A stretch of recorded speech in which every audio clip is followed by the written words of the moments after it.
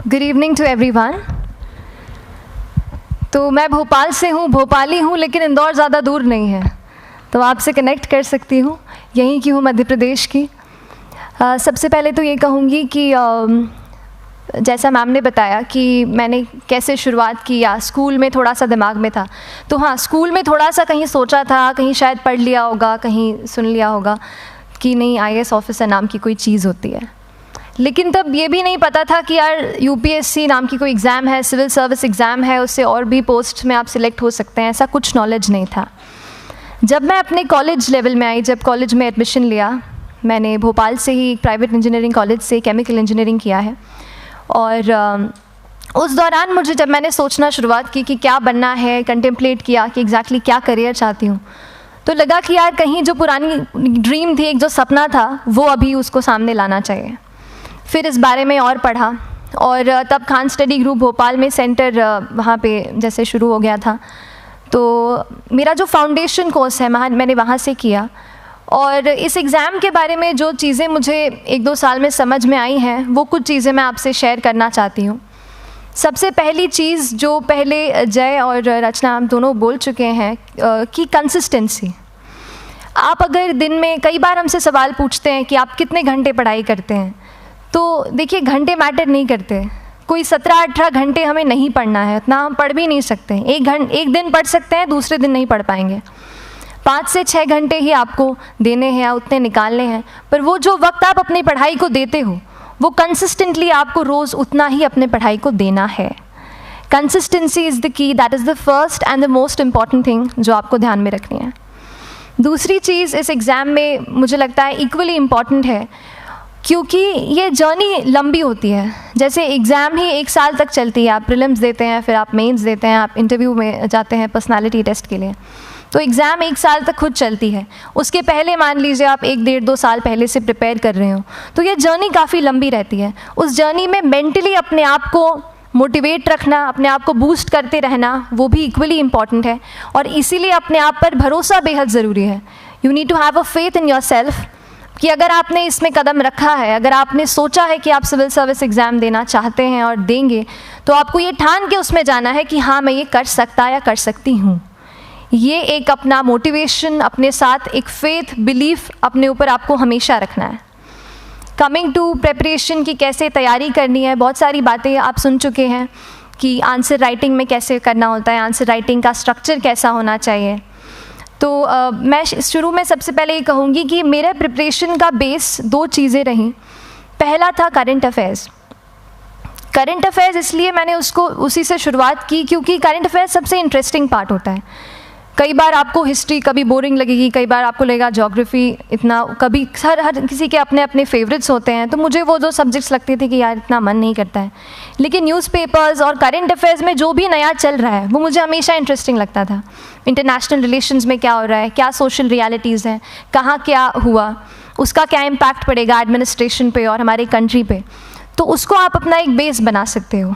आप current affairs based preparation कर सकते हैं, इसलिए भी क्योंकि अगर आप मेंस एग्ज़ाम देखेंगे तो काफ़ी डायनामिज्म आ गया है, केवल प्रीलिम्स में नहीं बल्कि जनरल स्टडीज़ पेपर 2, पेपर 3 में भी आप देखेंगे कई सारे ऐसे सवाल हैं जो करंट इवेंट से इंस्पायर्ड होते हैं, उन पे बेस्ड रहते हैं।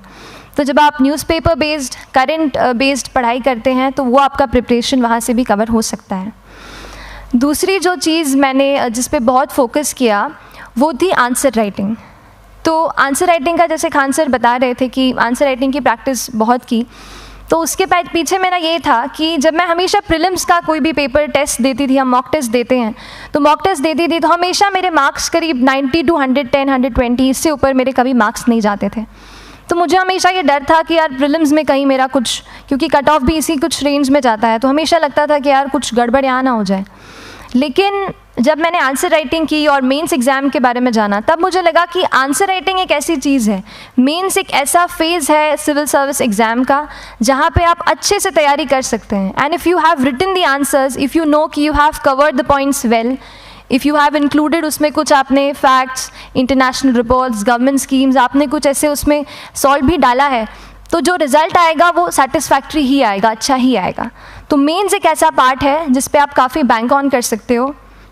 मैं जब पर्सनालिटी टेस्ट भी मैंने दिया तो इस बार भी आप नंबर्स देखेंगे तो आसपास की रैंक के हिसाब से मेरे नंबर्स उसमें कम हैं, लेकिन it is just the general studies and the answer writing part, जो मेंस के जो वो है मार्क्स हैं या मेंस का जो एक फैक्टर रहा, वो मेरे लिए सबसे ज़्यादा इंपॉर्टेंट डिसाइडिंग फैक्टर रहा है। तो अपना एक्सपीरियंस यही बताऊंगी कि आंसर राइटिंग पे आप विशेष फोकस कीजिए। जैसा स्ट्रक्चर आपको बता ही चुके हैं कि इंट्रोडक्शन में कैसे आपको शॉर्ट रखना है, बॉडी एंड देन कंक्लूजन, उसमें छोटी चीज़ जैसे मैं अभी मेंशन कर रही थी, आप एक इंश्योर कीजिए कि देखिए जो भी एग्जामिनर आपकी कॉपी चेक कर रहे हैं वो दिन में 10, 15, 20 कॉपीज़ चेक कर रहे हैं, तो उन सब से आपको अलग कैसे आप अपनी कॉपी दिखा सकते हो, ये चीज़ आपका प्रेजेंटेशन और आप जिस तरीके से आंसर लिखते हो कंटेंट को, वो मैटर करेगा। आप इंश्योर कर सकते हैं कि आपके आंसर में कुछ फैक्ट्स, गवर्नमेंट की स्कीम्स, कुछ कमिटीज़ बैठती हैं, जैसे एक प्रिवेसी पे जस्टिस BN श्रीकृष्णा कमेटी की रिपोर्ट आई है, तो आप मान लीजिए आपको कोई प्रिवेसी पे सवाल आ गया तो आपने उन कमेटी का नाम कोट कर दिया। ऐसे बहुत सारी कमिटीज़ होती हैं। कुछ इंटरनेशनल रिपोर्ट्स आते हैं, वो आप उनको इनके बारे में लिख सकते हैं। इंडिया का मैप आप बना सकते हैं। मैंने सीख लिया था कि 10-15 सेकेंड्स में कैसे जल्दी से मैप बनाना है और उस पर कैसे पॉइंट कुछ करना है, कुछ लोकेट करना है। तो ये कुछ ऐसी चीज़ें हैं जो आपके आंसर्स को एनरिच करेंगी और प्रेजेंटेबल बनाएंगी। तो इस तरीके से आंसर्स पे जैसे हम क्लास करते हैं, लेकिन उसके साथ साथ आपको ये कोशिश करनी है कि 1 से 2 आंसर पर डे आपको ज़रूर लिखने ही लिखने हैं, apart from the test series that you are doing.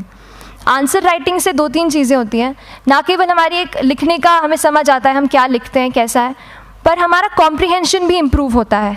हमें कितना समझ में आया वो भी हमें खुद समझ आता है जब हम आंसर्स लिखते हैं। और इसीलिए आंसर राइटिंग पे आप फोकस कीजिए, 1 से 2 आंसर ज़रूर लिखिए। और आंसर राइटिंग के बाद the third pillar of my preparation जो काफ़ी इंपॉर्टेंट जिसने रोल प्ले किया, that was tests and test series and mocks. देखिए हम पढ़ रहे हैं यहाँ पर, I will also come to the point कि हम कैसे दिल्ली, भोपाल और इंदौर में प्रिपेयर करके बिना दिल्ली जाए हम कैसे कर सकते हैं, I will come to that point. पर उसके पहले टेस्ट की थोड़ी बात कर लेती हूँ कि टेस्ट देना क्यों ज़रूरी है। हम ये जो एग्ज़ाम दे रहे हैं सिविल सर्विस की, एक ऑल इंडिया लेवल एग्ज़ाम है and this cut throat competition.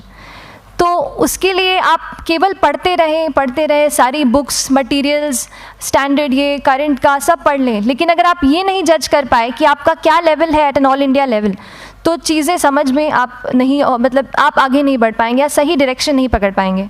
तो इसलिए आप टेस्ट से घबराइए मत। कई बार टेस्ट का इनर्शिया होता है, ऐसे लगता है कि जब तक पूरा सिलेबस कंप्लीट नहीं कर लूँ तब तक टेस्ट नहीं दूंगा, लेकिन सच में बात ये होती है कि जब तक हम GS के मतलब पेपर देने अंदर भी घुसते हैं ना, तब भी उस सेकंड पे लग रहा होता है कि कुछ छूट गया है हमारा।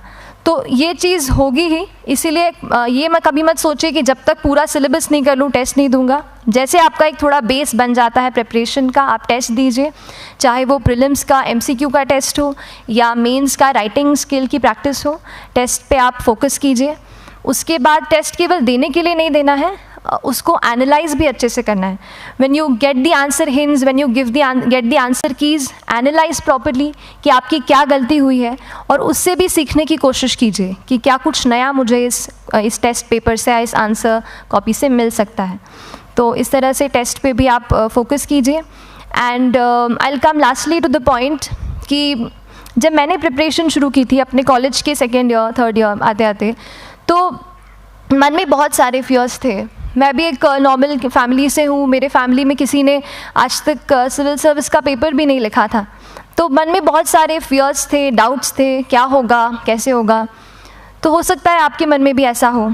और हम जैसे यहाँ रहते हैं, हम सोचते हैं कि दिल्ली जाना तो सबसे ज़रूरी है, उसके बिना तो ये एग्ज़ाम हो ही नहीं सकती। तो उस पर मैं एक चीज़ बताना चाहूँगी कि जैसे KSG जैसे इंस्टीट्यूट हैं, जो फैकल्टी भी हमें वही मिलती है जो दिल्ली में पढ़ा रहे हैं, तो ये एक बहुत पॉजिटिव पॉइंट है कि क्वालिटी का कोई दिक्कत नहीं आएगी। बस एक चीज़ है, आप ज्वाइन करते हैं class, that will only provide you a direction. वो आपका रास्ता दिखा सकते हैं आपको कि इस रास्ते पर आपको चलना है, लेकिन चलना उस रास्ते पे आपको खुद है। You have to work on your own. कभी ये मत सोचिए कि मैं वहाँ नहीं जा पा रहा हूँ तो नहीं हो सकता, यहाँ है, तो हम एक्सक्यूज़ेस बनाते हैं। कई बार चैलेंजेस आते हैं। तो मैंने कॉलेज के साथ प्रिपरेशन की, तो उसमें भी काफ़ी दिक्कत आती थी। कभी कभार कॉलेज की एग्ज़ाम होती थी तो इसमें मैं अपना उतना वक्त नहीं दे पाती थी। तो उस मोमेंट पे फिर प्लानिंग ने मुझे बहुत हेल्प किया कि हम किस तरीके से अपने कॉलेज के एग्ज़ाम के लिए प्लान कर लें। जैसे मैंने इंजीनियरिंग की है और मुझे पता है कि हम इंजीनियर्स 1 महीने से ज़्यादा पहले से पढ़ते नहीं हैं। पढ़ते हैं क्या? तो वो चीज़ आप ध्यान रख सकते हो, उसको अपना स्ट्रॉन्ग पॉइंट बना सकते हो। 1 से 1.5 महीना जब exam is approaching, I use to plan my entire syllabus का प्रिंट आउट निकाल के I use to make my notes, उस तरीके से उसको मैं उसको संभाल लेती थी। तो whenever you are managing those things together, focus on planning, किस तरीके से आप एक माइक्रो प्लान बनाएं, अपना डेली एक प्लान बनाएं, वीकली टारगेट सेट करें और एक ब्रॉड विजन दिमाग में रखें कि ब्रॉडली आप मंथ्स में क्या कवर करने वाले हैं। अगर आप प्लानिंग अच्छे से करते हैं तो ज़्यादातर पोर्शन आपका वहीं से कवर हो जाता है, और जब आप टारगेट्स बनाते हैं, उनको टिक करते हैं, तो एक सेंस ऑफ कंप्लीशन भी आपको मिलता है कि yes I am on the right path और मैं सही जा रहा हूँ या जा रही हूँ। तो इस तरीके से प्लानिंग पे भी इक्वली फोकस कीजिए।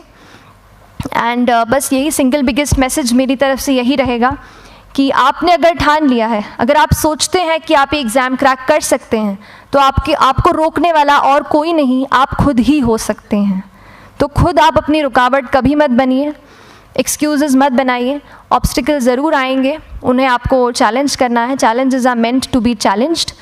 तो सही तरीके से अपने ऑब्स्टिकल्स को हैंडल कीजिए, और इस एग्ज़ाम में अगर आप सही स्ट्रैटेजी रखते हैं तो आप अपने एक अटैम्प्ट में ही इसको क्रैक कर सकते हैं। एंड एनीवेज आप जो भी अटैम्प्ट नेक्स्ट रखते हैं, दिल में यही रखिएगा कि जो ये मेरा नेक्स्ट अटैम्प्ट होने वाला है, ये मेरा बेस्ट अटैम्प्ट होने वाला है। कभी भी इस एग्ज़ाम को हाफ हार्टेडली मत दीजिए कि चलो देख के देखता हूँ कैसा है पैटर्न का एग्ज़ाम का। अगर एग्ज़ाम का पैटर्न देखना है ना, तो घर पे 3 घंटा टाइम लगा के एग्ज़ाम दे दो, बस केवल पैटर्न देखने के लिए एग्ज़ाम अटैम्प्ट मत कीजिए। जब आप एग्जामिनेशन हॉल में जा रहे हैं या कोई अटैम्प्ट आपने सेट किया है, तो अपना सब कुछ उस एग्ज़ाम को दीजिए, अपना टाइम, एनर्जी, फोकस, जितना भी करेक्ट आप उसमें पॉजिटिविटी डाल सकते हैं उसको दीजिए, एंड पूरी तैयारी के साथ ही इस पेपर को दीजिए, and I am sure that you will succeed. So till then, all the very best to you and good luck. Thank you so much.